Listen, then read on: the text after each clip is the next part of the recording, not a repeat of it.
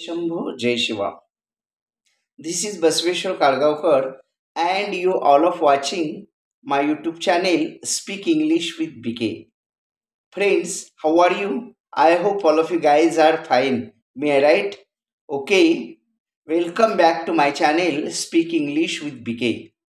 Friends, today we are going to discussing very spiritual topic, that is the power of devotion. And today's video is going to very interesting. That's why don't skip the video and watch full video. Okay? And guys, if you are new in my channel and even if you are not subscribed my channel, then please subscribe the channel. Firstly, you have a red color subscribe button. You just press that button and subscribe the channel. Beside the subscribe button, you will get a bell icon. You just press that bell icon. Then you have four options. Out of these four options, you can select option number 1, that is all option. Then you will get daily updates and notifications of my channel Speak English with BK. If you likes my video, then make it like, share it and give your best comments. Thank you. Thanks a lot. Have a nice day. Keep smiling forever. And now let's start today's topic. मित्र हो, व्हिडिओला सुरुवात करण्यापूर्वी देवादिदेव गणेशजी आणि त्रिकाल स्वामी या सृष्टीचे कर्ता देवादिदेव महादेवजी यांना त्रिवार वंदन करून आपण आजच्या व्हिडिओ लेक्चरची सुरुवात करूयात. ओम गगनपते नमः. ओम गगनपते नमः. ओम गगनपते नमः. ओम नमः शिवाय. ओम नमः शिवाय. ओम नमः शिवाय. तर विघ्नहर्ता गणेशजी आणि देवादिदेव महादेवजी यांचे आशीर्वाद घेऊन आपण आजच्या व्हिडिओ लेक्चरची सुरुवात करूया. तर मित्रांनो, द पॉवर ऑफ डिव्होशन म्हणजेच भक्ती की ताकद किंवा भक्तीची ताकद किंवा the power of faith. Faith म्हणजे श्रद्धा किंवा विश्वास किंवा ट्रस्ट. तर या भक्तीमध्ये जी शक्ती आहे किंवा भक्तीमध्ये जी ताकद आहे त्याचे वर्णन करणे शब्दात शक्य नाही, कारण इतकी प्रचंड ताकद या भक्तीमध्ये आहे. आणि देव हा भक्तीचा आणि भावाचा भुकेला आहे. आणि या भक्तीसाठी भावासाठी तो वेडा होऊन अगदी भिकारी अवस्थेत किंवा याचना करत तो भक्तांच्या द्वारे आलेला आहे, भक्तांच्या घरी आलेला आहे, भक्ताकडे आलेला आहे. म्हणजे भावाचा भुकेला आहे परमेश्वर आणि भक्तीचा भुकेला आहे. तर आपणाला माहिती आहे की पांडुरंग असेल किंवा विठ्ठल भक्त पुंडलिकासाठी उभा राहिला विटेवरी. तर युगे 28 म्हणजे 28 युगापासून पांडुरंग या भक्तीसाठी वेडा झालेला आहे. आणि तो भक्त पुंडलिकासाठी पंढरपुरामध्ये आज तागायत कितीतरी युग गेली तरी पण अजून पण आहे. कशासाठी आलेला आहे तो? भक्तीसाठी आणि या सृष्टीचे तारणहार करण्यासाठी. विठ्ठल म्हणजेच विष्णूजी आणि विष्णूजी कोण आहेत? तारणहार. आता आपल्याला तारण किंवा संरक्षण करायचं असेल, आता समजा आपल्याला शेताचं संरक्षण करायचं आहे, तर आपल्याला शेतात जाऊन थांबायला लागेल की नाही?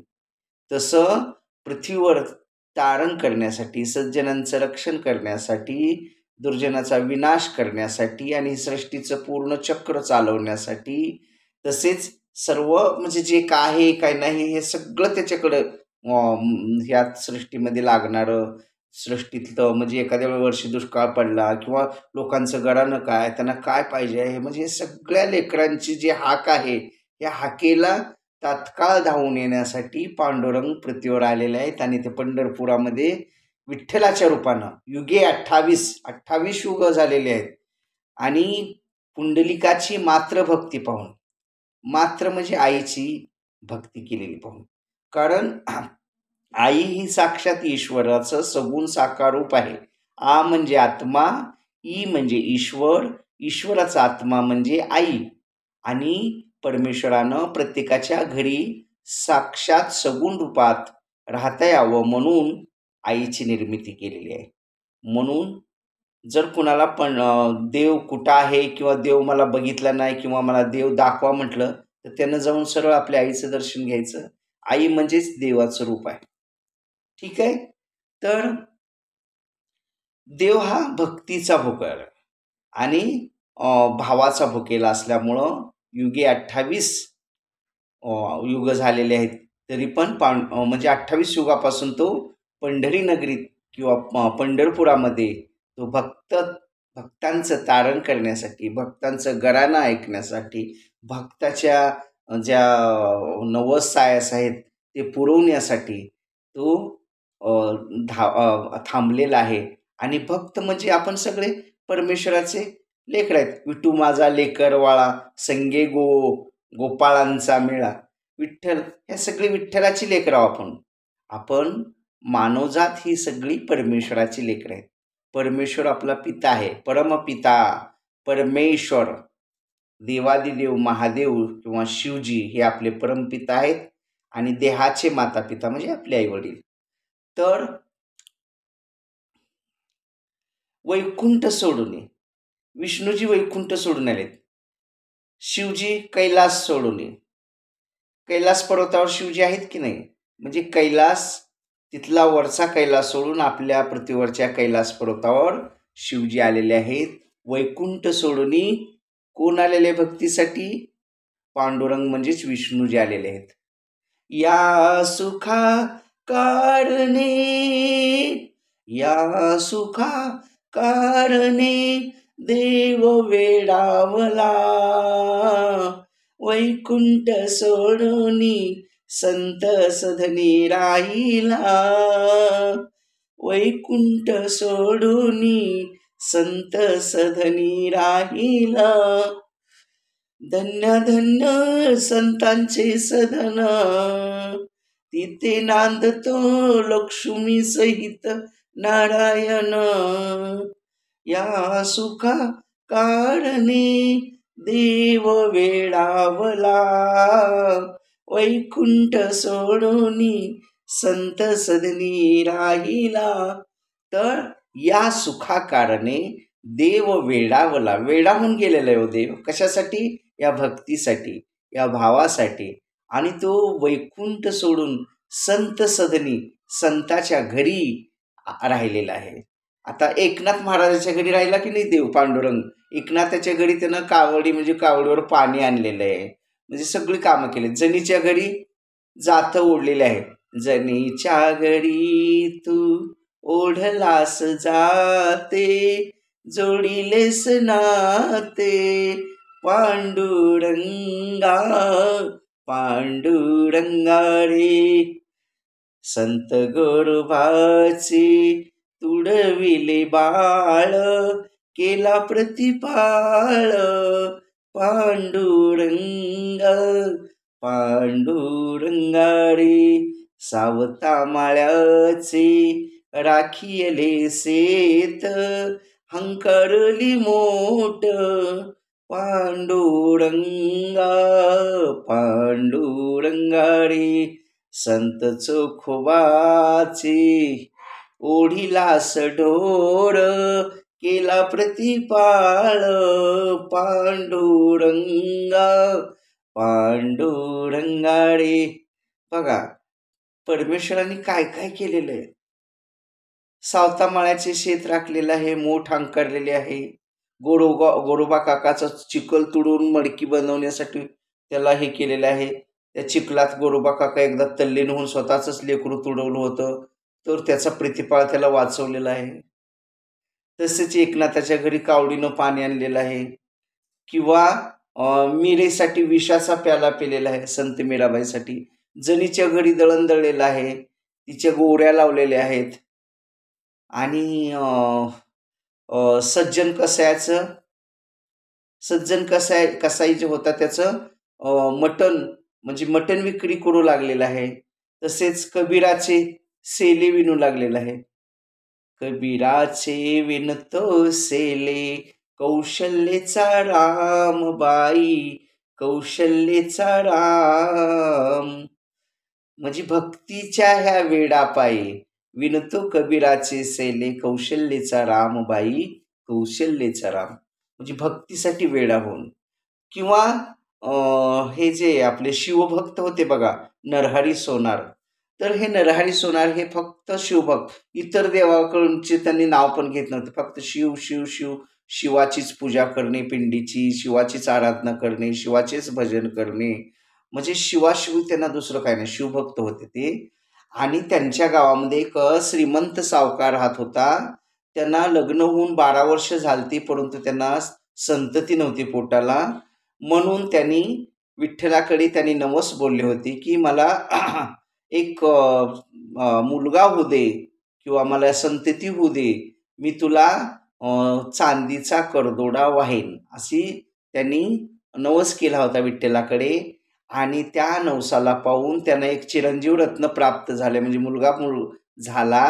आणि मग नवसपूर्तीची वेळ आली. त्यावेळेला मग ते सावकार त्या नरहरी सोनाराकडे गेले आणि म्हणले मला विठ्ठलाच्या कमरेच्या मापाचा मला एक चांदीचा करदोडा हवा आहे. मग ते म्हणे माप आणलं का? तर नरहरी सोनार म्हणले माप आणलं का? तर तो म्हणला आणलेला आहे. असा दोरा त्यांनी दिला. त्या दोऱ्याप्रमाणे त्यांनी ते करदोडा बनवून दिलेला आहे विठ्ठलाला. आणि मग ते सावकार तिथं विठ्ठलाला घालायला गेला तर करदोडा अगदी लूज ढिल्ला व्हायला लागला. मग ते म्हणे ढिल्ला झालेला आहे. मग पुन्हा त्याचं थोडंसं कापलं त्यांनी आणि त्याला आणखी जोडून दिलं. तर पुन्हा मग विठ्ठलाच्या तिथं कमरेतच जाईना, वरच असं तोंडापाशी अडकला. असा चमत्कार व्हायला लागला. मग त्यांनी तो सावकार म्हणला नरहरी सोनाराला, तुम्ही चला आणि तुम्ही स्वतःच त्या विठ्ठलाच्या कमरेचं माप घ्या आणि त्याप्रमाणे एक करदोडा बनवून द्या. तर ते म्हणे हे हे हे मी विठ्ठल मंदिरात पाऊलसुद्धा ठेवणार नाही, कारण मी शिवभक्त आहे आणि मी फक्त शिवाचीच आराधना करतो, शिवाचीच उपासना करतो. मी विठ्ठलाचं तोंड बी बघणार नाही, मी विठ्ठलाच्या मंदिरात पण येणार नाही, असंच ते नरहरी सोनार म्हटलेले आहेत. तर मग त्यांनी म्हटले ठीक आहे, तुम्ही तोंड बघू नका, मी तुमच्या डोळ्याला अशी पट्टी बांधतो म्हणे आणि मग तुम्ही चला आणि माप घ्या. मग तसं म्हटल्यावर ठीक आहे म्हणले. मग नरहरी सोनाराच्या डोळ्यावर अशी पट्टी बांधलेली आहे आणि ते तिथं विठ्ठल मंदिरात आलेले आहेत आणि विठ्ठलाचं असं कमरेचं माप घ्यायला त्याने असं दोराही केलेला आहे. परंतु तिथं जिथं ते हात लावतील तिथं त्यांना पिंड आणि ते पिंडीवर म्हणजे शंकराची पिंडच लागली कुठं पाहिजे. मग ते म्हणे अरे चुकून मला शिवमंदिरात घेऊन आलास की काय, हे पिंड आहे, हा विठ्ठल नाही आहे म्हणे. अहो विठ्ठलच आहे, मी विठ्ठलाचं तिथंच आणलेलं आहे तुम्हाला म्हणतं. तर नाही नाही म्हणे पिंड आहे, ते मला पिंडच लागते हे सगळे असं म्हणे. मग की मग त्यांना पण नवल वाटायला नरहरी सोनाराला की नाही तर खात्रीनं सांगताय की विठ्ठलाच्या मंदिरात आणले, मला तर पिंड लागते आहे. मग त्यांना मनामध्ये झाले की हरिहर हे दोघं एकच आहेत, शिव आणि विष्णू. म्हणून त्यांनी ती डोळ्यावरची पट्टी काढलेली आहे आणि विठ्ठलाची क्षमा मागितलेली आहे आणि माप घेऊन त्या मापाचा करदोडा बनवून दिलेला आहे. तर यातून आपल्याला काय, नका करू भेद हरिहरामध्ये, म्हणजे हरीमध्ये आणि हरामध्ये. हरी म्हणजे विठ्ठल आणि हर म्हणजे शिव परमात्मा किंवा शंकर. यामध्ये जे भेद करतात ते नरकी जातात, म्हणजे नरकात त्यांना जागा आहे. कारण हे 2-3 तत्व आहेत परमेश्वराची. निर्गुण निराकार परमेश्वर म्हणजे सदाशिव किंवा महादेव म्हटलं जातं. आणि पुन्हा त्याचे 3 ब्रँचेस आहेत. कोणत्या? ब्रह्मा, विष्णू आणि महेश. ब्रह्मा म्हणजे उत्पत्तीचं काम करणं, ब्रह्मा सगळे हे संसार निर्माण करणं, विश्व निर्माण करणं, हे ब्रह्मा म्हणजे उत्पत्तीचं काम. विष्णूजीचं काम काय? हे सगळं उत्पन्न झालेलं आहे, हे माणसं, पृथ्वी, हे सगळ्याचं नियंत्रण करणं, यांचं पालन पोषण करणं हे विष्णूचं काम आहे. म्हणजेच पांडुरंगाचं काम आहे. आणि महेश म्हणजे सदाशिवाचंच महेश रूप किंवा शंकर रूप. शंकर वेगळा आणि शिव वेगळा आहे बघा. तर हे शंकराचं काम काय, विनाश करण्याचं, म्हणजे माणसाचं आयुष्य संपले की त्याला घेऊन जाणं वगैरे, हे शंकराचं काम आहे. परंतु शंकर त्यांचे जे दूत आहेत, यमदूत, त्यांना पाठवून ते काम करतात. शंकराला प्रत्येक वेळेला इथे यायची काय गरज नाही, त्यांच्या नौकरामार्फत ते सगळे विल्हेवाट करत असतात. किंवा विष्णूजी पण प्रत्येक वेळेला येत नाही, त्यांचे जे काही मेसेंजर्स असतात, देवदूत असतात, त्यांच्या मार्फत केलं जातं. तर हे तिघांना 3 कामं वाटून दिलेत. म्हणजे हाडी आणि हारामध्ये भेद करू नये, दोन्ही तत्व एकच आहेत, कारण ते शेवटी पुन्हा सदाशिवाकडेच मिळतात. म्हणून हाडी मोठा किंवा शिव लहान, शिव मोठा हाडी लहान, असं जे लोक म्हणतात ते नरकी जातात, असं पुराणामध्ये सांगितलेलं आहे. म्हणून आपण पूर्णतः सगळे देव देवता एकच आहेत. देवी असो, गुरुदेव दत्त असो, स्वामी समर्थ असो, म्हणजे काहीही असो, कुठलेही सगळे देव म्हणजे एकच.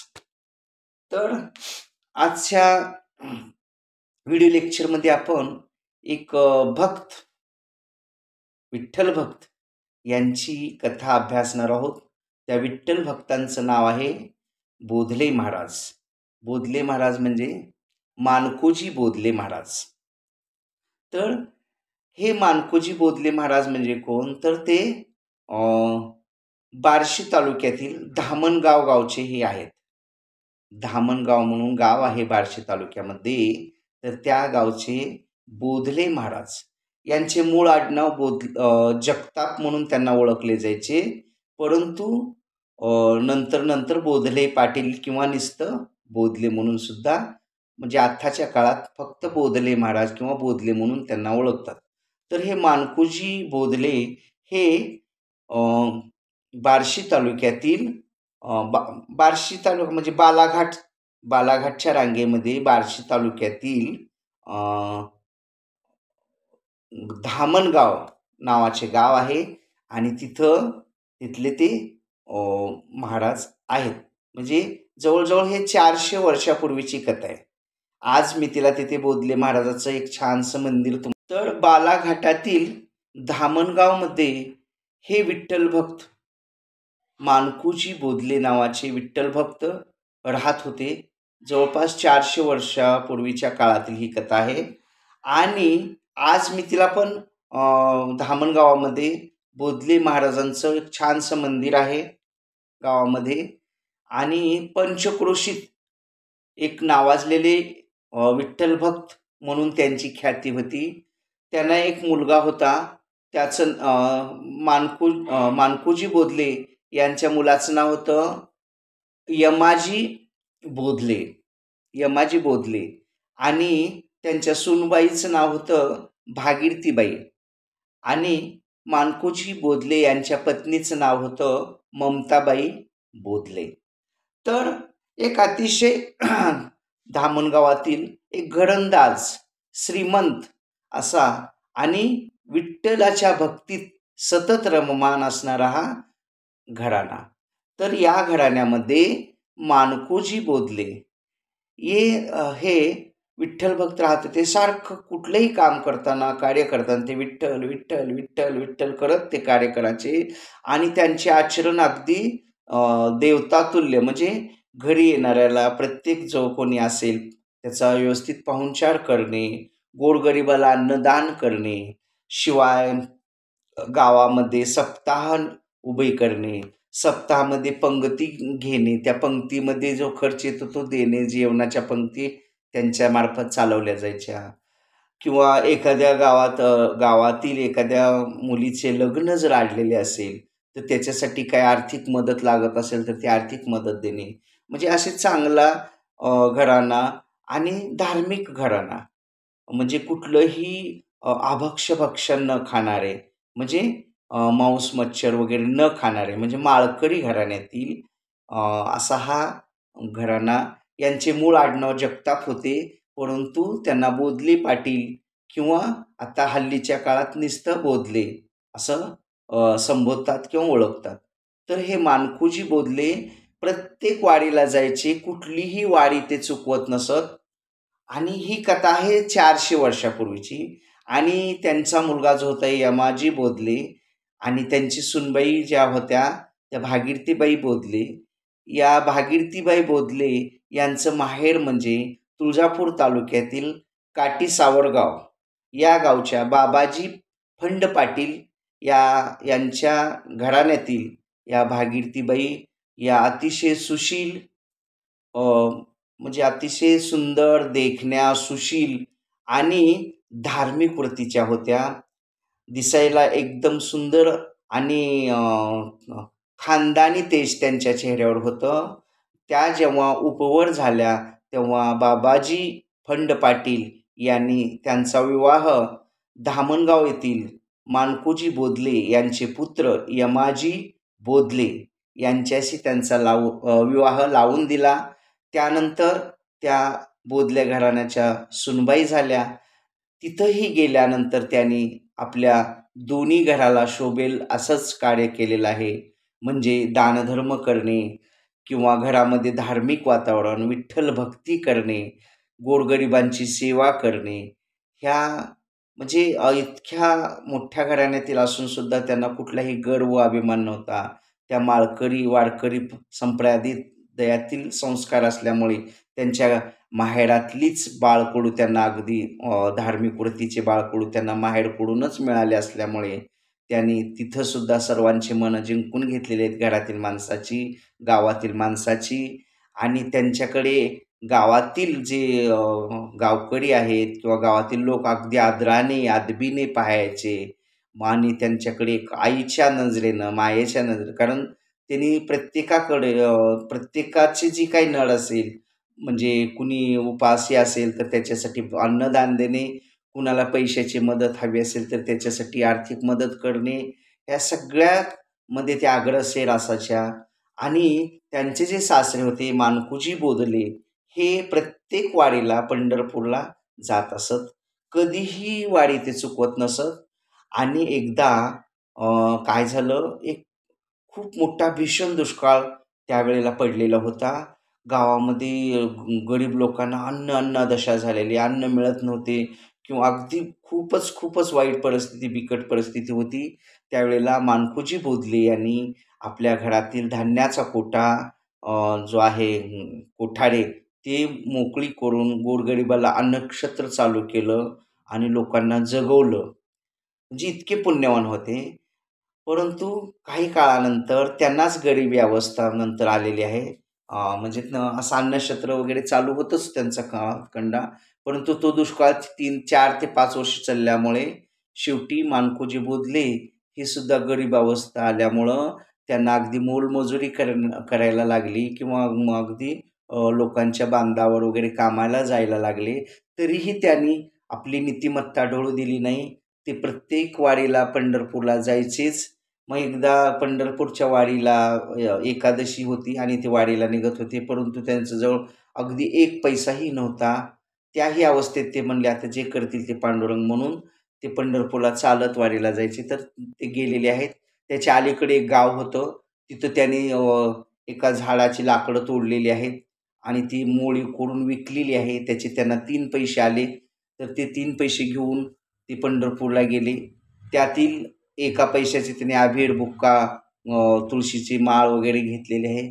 1 पैशाचा त्यांनी शिधा घेतलेला आहे. कारण त्यांचा नेहमीचा रिवाज होता आहे की ते तिथं शिधा घेऊन ब्राह्मणाला दान करायचे आणि 1 पैसा चंद्रभागेत टाकायचे आणि 1 पैशाचा अभीर, गुलाल किंवा जे तुळशीची माळ आहे ते घ्यायचे.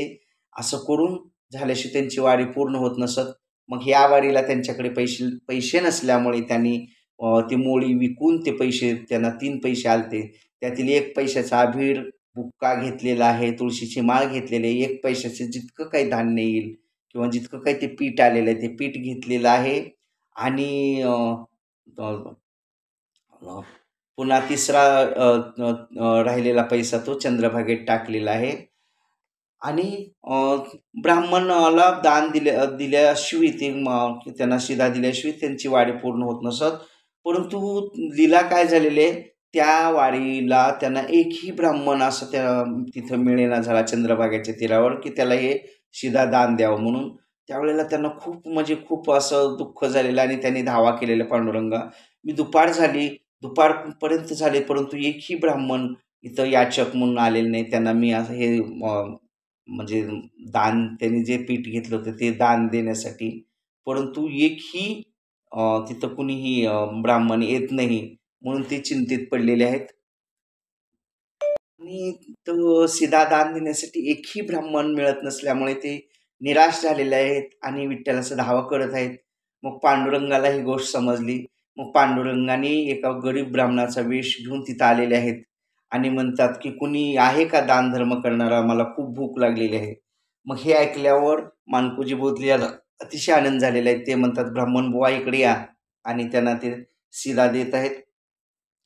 शिदा देताना ब्राह्मण वेशातील पांडुरंग म्हणतात, मला पानगे, याचे पानगे खायला दे. पानगे म्हणजे एक प्रकार आहे, त्या पिठाचे पानगे करून दे स्वतः, तर मी खाणार. मग मानकोजी बोधले म्हणतात ठीक आहे. मग तिने तिथं 3 दगडाची चूल करून ते पानगे बनवण्यासाठी बसणार. इतक्यात रुक्मिणी माता पण त्या ब्राह्मणाची बायकोचा वेश घेऊन ब्राह्मणीन म्हणून आलेल्या आहेत आणि त्या म्हणतात थांबा थांबा महाराज, आणि तुम्ही फक्त आमच्या मालकालाच जेवायला बोलवले, मला नाही का जेवायला बोलवणार. यावर मानकोजी बोधले म्हणतात, "अ, आईसाहेब तुम्ही बी आलात खूपच छान, आणि मग मी दोघांना पण जेवायला दे." तर त्यावेळेला रुक्मिणी माता ब्राह्मणाची पत्नीच्या वेशातील म्हणतात, "नाही नाही, तुम्ही दोघेजण स्नान करून या, मी तोपर्यंत पानगे बनवते आणि तुम्हा दोघाला पण जेवायला देते." मग असं म्हटल्यावर मानकोजी बोधले आणि ब्राह्मण वेशातील विठ्ठल चंद्रभागेत जाऊन अंघोळ करतात. अंघोळ करताना त्यांनी एकमेकांना दोघांनाही स्नान घातलेलं आहे. त्यांना माहीत नव्हतं की हे पांडुरंग आहेत म्हणून. मग ब्राह्मणाला आपले गुरु म्हणून त्यांनी असं स्नान वगैरे घातलेले, त्यांची सेवा केली आणि विठ्ठलाने सुद्धा त्यांच्या अंगावर असे 1-2 म्हणजे तांबे ओतलेले आहेत मानकोजीच्या. किती म्हणजे म्हणजे त्यांचं भाग्य आहे बघा. साक्षात पांडुरंग त्यांना अंघोळ घालतायत आणि ह्यांचं सुद्धा किती भाग्य की पांडुरंगाला त्यांनी अंघोळ घालत आहेत.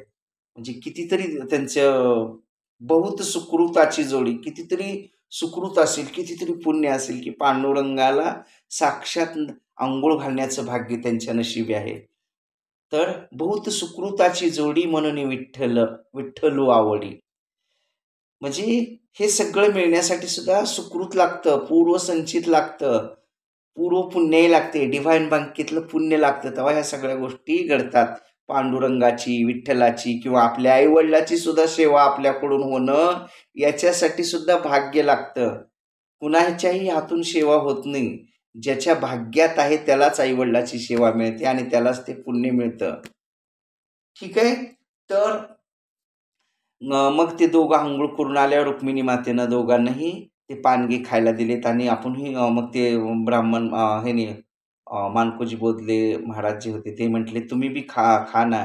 म्हणून ब्राह्मणाच्या बायकोला त्यांनी विनंती केलेली. त्यांना माहीत नव्हती ही रुक्मिणी आहे म्हणून. तर ते दोघं आणि हे तिघंजण यथेष्ट जेवलेले आहेत. पण त्यांना प्रश्न पडला, आपण आपल्याकडे 1 पैशाचं जे पीठ घेतलं साधारणतः एक अर्धा किलो. तर या अर्धा किलोमध्ये मी एकट्याचंच जेवण मुश्कील, परंतु मी जेवलो, हे ब्राह्मण बुवा जेवले, त्यांच्या पत्नी जेवल्या, तरी अजून त्या पातेल्यामध्ये पातेल्यात पाहिलं तर जितकं बनवलं तितकं आहेच. मग तिथून 2-4 वारकरी चालले होते. त्यांना हाक मारून घेतलेले महाराजांनी आणि त्यांना सुद्धा आपल्यासोबत जेवायला बसवलं. तेही जेवले आणि पुन्हा धुण्यासाठी ते उठलेले आहेत. पाहतात तर ते पातेल्यात अजून तेवढंच भरलेलं. त्यांना चक्रावून गेले, की म्हणे इतक्या पिठाचे पानगे मी जेवलो, ब्राह्मण बुवा जेवले, या त्यांच्या पत्नी जेवल्या, हे 2-4 वारकरी जेवले, तरी अजून भरलेलं तसंच. कारण रुक्मिणी मातेचा हात लागलेला आहे. रुक्मिणी माता म्हणजे साक्षात अन्नपूर्णा. आणि अन्नपूर्णेचा हात लागल्यावर कमी पडेल का हो? नाही कमी पडणार. मग त्यांना एकदम प्रकाश डोक्यात पडला, की हे काम म्हणजे दैवी आहे. म्हणून म्हणतात हे विठ्ठल किंवा रुक्मिणीचंच काम आहे. म्हणून त्यांनी पाय धरावं म्हणून असं पुढे बघतात तोपर्यंत ब्राह्मण बुवा आणि त्यांची पत्नी म्हणजे हे विठ्ठल रुक्माई अंतर्धान म्हणजे गुप्त झालेले आहेत आणि त्यांच्या जागी म्हणजे मंदिरात जाऊन बसलेले आहेत. मग यांच्या डोळ्यातून घळाघळा अश्रू यायला लागले. परमेश्वरा, मला ब्राह्मण मिळत नाहीत म्हणून आपण ब्राह्मण वेशात आलात. आणि आनंद पण झालेले की की साक्षात रुक्मिणी मातच्या हातचं अन्न मला खायला भेटलं. मी माझं धन्य धन्य झालं, जीवनाचं सार्थक झालं, असं त्यांना वाटलेलं आहे. आणि मग ते गावाकडे आलेले आणि ही कथा झालेला प्रकार आपल्या सुनबाईला सांगितला. हो भागीरथी असं असं झालं बघ म्हणून. तिलाही आनंद वाटलेला आहे आणि तिनं आणखी पुन्हा पूर्वीपेक्षा जास्त विठ्ठल भक्तीमध्ये रममाण झालेली आहे. मग तिनं विठ्ठलाला म्हणते, माझे सासरे इतकी तुझी पुण्याई करतात, हेच करतात, आणि आज त्या माझ्या सासऱ्याला ज्यांनी लोकांच्या पंक्ती उठवल्या, लोकांना जेवायला दिलं, ह्या सासऱ्यावर लाकडे तोडून विकण्याची, मोळी विकण्याची वेळ आणली पांडुरंगा. हे शोभतं का तुम्हाला? असं म्हणून थोडंसं रागातच म्हटल्यावर पांडुरंगाने त्यांना आशीर्वाद दिला, साक्षात आधी दर्शन दिलं आणि म्हटले, तुझ्या 7 पिढ्या अशा पुढे श्रीमंतच राहतील म्हणून आशीर्वाद दिलेले आहे. तर तिनं म्हणली, माझ्याच पिढ्या नाही, माझ्या माहेरच्या आणि सासरच्या. बघा कुलीन घरचं लक्षण की दोन्ही कुळाचा उद्धार करतात. म्हणून घरंदाज किंवा खानदान याला महत्व आहे. तर ह्या घरंदाज घरच्या ह्या भागीरथी असल्यामुळे त्यांनी फक्त आपल्याच नवऱ्याचा सासऱ्याचा उद्धार नाही करून घेतला, तर माहेरचं सुद्धा त्यांनी मागणी मागून घेतली की माझ्या दोन्ही कुळामध्ये 7 पिढीचं पर्यंत सरळ इतकं आम्हाला सगळं ऐश्वर, धन, सुख, समाधान, संपत्ती दे म्हटल्या. आणि तिथूनही जर सदाचरण ठेवलं तर असंच कायम आमचं ऐश्वर राहणार. पण आमच्या 7व्या पिढीत जर सदाचरण म्हणजे आचरणात वगैरे बिघड झाली किंवा काय पाप वगैरे घडलं तर मग त्याचे परिणाम होतील. परंतु असंच जर त्यांचं सत्व ठेवलं तर आणखी पिढ्यानपिढ्या आमचं वैभव असंच पुढे दोन्ही कुळाचं राहू म्हणून तिनं पांडुरंगाकडून मागणं मागून घेतलेलं आहे. आणि आज मी तिला सुद्धा धामणगाव आमच्या गावाच्या शेजारीच आहे आणि भागीरथीबाई ज्यांचं माहेर सावडगाव तेच माझं गाव. मी अगदी अभिमानानं सांगतो की माझ्या गावच्या या माता भागीरथीबाई आणि गावाच्या शेजारी बार्शी तालुक्यात जे धामणगाव आहे तिथं त्यांना दिलं होतं. तर त्यांचं नाव, त्यांची कीर्ती अजून पण आहे आणि अजून पण धामणगावला मोठी यात्रा भरते. आणि बोधले महाराज हे एक अतिशय गाजलेले हरिभक्त परायणामधलं घराणं आहे. त्यांच्या घराण्यात अनेक डॉक्टर्स आहेत, इंजिनियर्स आहेत, परंतु ते सुद्धा परमेश्वराची सेवा, कीर्तन सेवा असेल, भजन सेवा असेल, सप्ताहामध्ये जेवणाच्या पंक्ती उठवणं असेल, ह्या सगळ्या विधी आज पण मी तिला चालतात. आणि माझ्या गावात भागीरथीबाई चं जे माहेर म्हणजे फंड पाटील, आता फक्त पाटीलच म्हटलं जातं, त्याही कुळात आज मी तिला सुद्धा सदाचरण सगळ्या गोष्टी पहिल्यासारख्याच आहेत आणि ऐश्वर पण वरचेवर वृद्धिंगत तसंच होत आहे. आणि हे सगळं श्रेय हे भागीरथी मातेला जातं. आणि ह्या थोर भागीरथी माता बोधलेच्या चरणी आणि बोधले महाराज मानकोजी बोधले तसेच भागीरथीचे पती यमाजी बोधले महाराज तसेच भागीरथी माता यांच्या सासूबाई ममताबाई बोधले यांच्या चरणी त्रिवार वंदन करून आपण आजच्या व्हिडिओ लेक्चरची रजा घेऊया. जय शंभो, जय शिवा.